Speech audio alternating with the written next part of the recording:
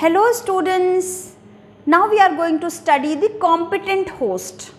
Means जो recombinant DNA हमने बनाया है फॉरेन जीन को यहाँ पर वेक्टर के साथ अटैच करके, उसको हम होस्ट सेल में कैसे इंट्रोड्यूस करें, क्योंकि DNA हमारा हाइड्रोफिलिक मॉलिक्यूल है, अपने आप तो ये इस बैक्टीरियल सेल के अंदर एंटर होगा नहीं। तो क्या करेंगे, सबसे पहले हम बैक्टीरियल सेल को कॉम्पिटेंट बनाएंगे, मीन्स ऐसा बनाएंगे कि इस लायक बनाएंगे कि वो डीएनए को टेकअप कर पाए। तो क्या करते हैं और हम कैसे ट्रांसफॉर्मेशन करते हैं प्रोसेस, आप जानते हो ट्रांसफॉर्मेशन क्या है।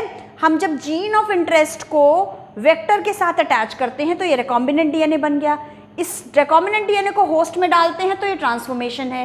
होस्ट सेल रेप्लिकेट करेगी, लार्ज नंबर ऑफ कॉपीज बनाएगी, तो हमारा एलियन पीस ऑफ डीएनए भी लार्ज नंबर ऑफ कॉपीज बनाएगा और वो एक्सप्रेस होगा प्रोटीन के फॉर्म में। कैसे करते हैं, हमने डीएनए ले लिया और होस्ट सेल वाली टेस्ट ट्यूब में डीएनए को डाल दिया। नेचुरली तो हमारे पास क्या प्रॉब्लम है, नेचुरली तो वो टेकअप कर नहीं पाएगा क्योंकि हमारी प्लाज्मा मेम्ब्रेन भी नेगेटिव चार्ज है और डीएनए पे भी नेगेटिव चार्ज है क्योंकि फॉस्फेट होता है। तो हम सबसे पहले इसको डाइवेलेंट कैटायन से, जैसे कि कैल्शियम आयन के साथ ट्रीट करेंगे। जब हमने डाइवेलेंट कैटायन से ट्रीट किया तो पूरे मेम्ब्रेन पे पॉजिटिव चार्ज हो गया। अब कम से कम रिपेल नहीं होगा, कम से कम ये आ पाएगा इसके पास। पर अभी भी बैक्टीरियल सेल थोड़ी कॉम्पिटेंट तो हुई है, पर अभी भी ये बैक्टीरियल सेल इसको टेकअप नहीं कर पाएगी। इसके लिए हम क्या करेंगे, बैक्टीरिया को टॉर्चर करते हैं। क्या करते हैं, सबसे हमने क्या किया है, हमने डीएनए को होस्ट सेल वाले टेस्ट ट्यूब में डाला।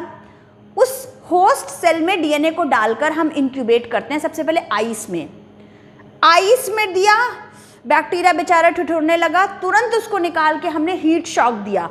42 डिग्री सेंटीग्रेड टेम्परेचर पे रखा, हमने हीट शॉक दिया। फिर से उस बैक्टीरिया जो डीएनए के साथ में पड़ा हुआ है टेस्ट ट्यूब में, उसको निकाल के आइस में रखा। तो क्या किया, कैल्शियम आयन के साथ ट्रीटमेंट दिया जिससे कि पॉजिटिव चार्ज आ गया। फिर हमने क्या किया, उसको आइस में इंक्यूबेट किया इस डीएनए के साथ, रिकॉम्बिनेंट डीएनए के साथ, फिर हीट शॉक दिया, फिर से आइस ट्रीटमेंट दिया। इतना सब करने के बाद हमारी बैक्टीरियल सेल कॉम्पिटेंट हो जाती है और इसकी मेम्ब्रेन में पोर्स क्रिएट हो जाते हैं और इस पोर्स के थ्रू रिकॉम्बिनेंट डीएनए अंदर एंटर हो जाता है। इस तरीके से हम बैक्टीरियल सेल को कॉम्पिटेंट बनाते हैं to take up the recombinant DNA.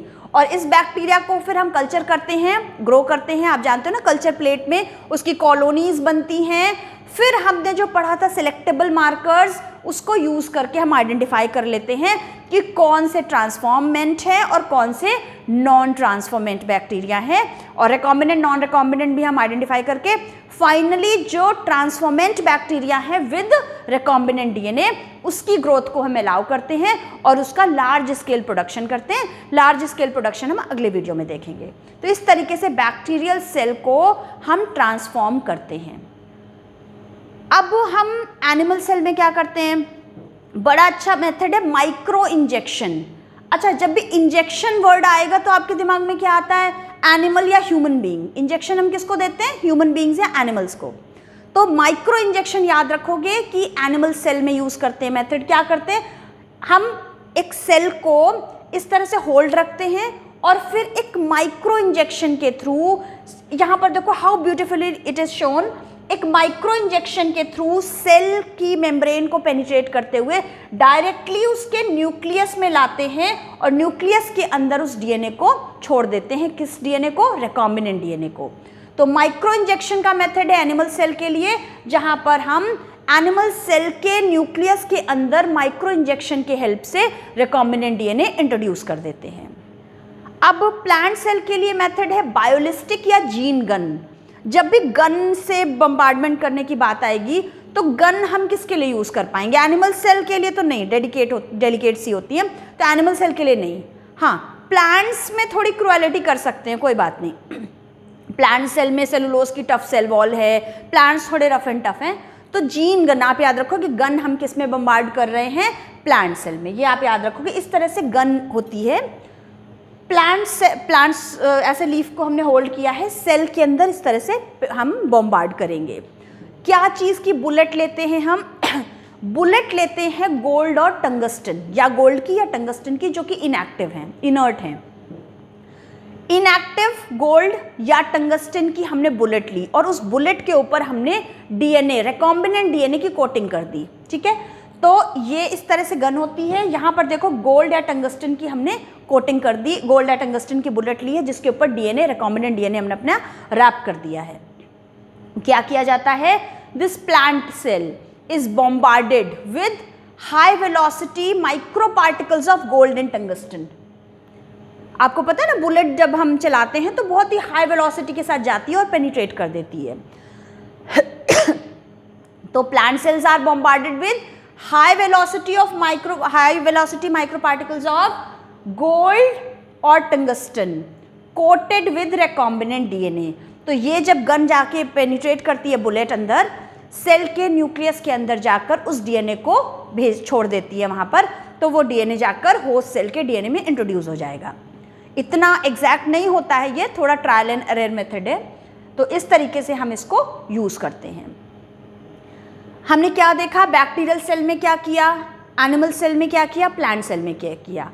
उसके अलावा वो तो मेथड थे कि हम कुछ आर्टिफिशियली कर रहे हैं। उसके अलावा आप ऑलरेडी पढ़ चुके हो कि नेचुरल मेथड भी हमारे पास हैं प्लांट सेल और एनिमल सेल के अंदर हमारे रिकॉम्बिनेंट डीएनए को यूज़ करने के लिए। आप पढ़ चुके हो कि प्लांट सेल में हम एग्रोबैक्टीरियम ट्यूमिफेशियंस नाम के बैक्टीरिया को, जो कि एक नेचुरल पैथोजन है डाइकोट प्लांट्स का, उसको यूज़ करते हैं। उसका प्लाज्मिड है TI plasmid, tumour inducing plasmid. इसके टी डीएनए वाले रीजन में एबिलिटी है कि वो जाके होस्ट सेल के डीएनए के साथ अटैच हो जाता है।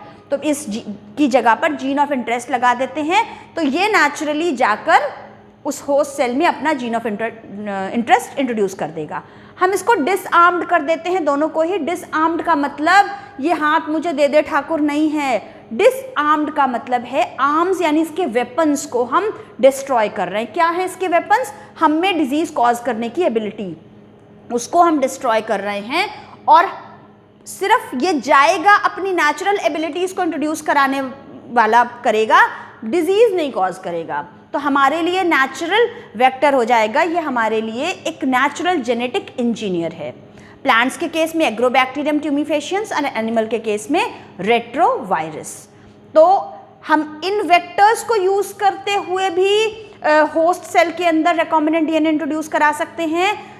इनके थ्रू नहीं कराएं तो फिर एनिमल सेल में माइक्रो इंजेक्शन से, प्लांट सेल में जीन गन या बायोलिस्टिक मेथड से, और बैक्टीरियल सेल को कॉम्पिटेंट बनाकर हम उसमें रिकॉम्बिनेंट डीएनए इंट्रोड्यूस करवा सकते हैं।